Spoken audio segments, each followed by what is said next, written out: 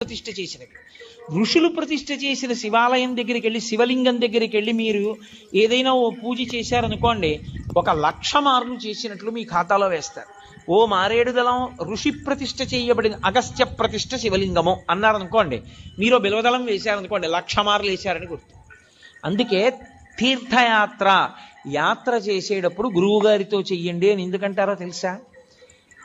ఈ తేడా తెలియడానికి. లేకపోతే అక్కడ నువ్వు గిరగిరా తిరిగి వచ్చేస్తే ఏమి సంపాదిస్తావు అక్కడికి వెళ్ళి?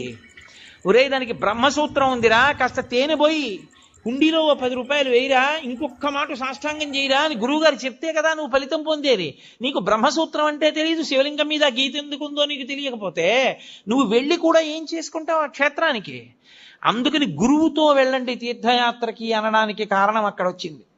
కాబట్టి ఆర్షలింగము ఋషి ప్రతిష్ఠ, రాక్షసలింగములను ఉంటాయి.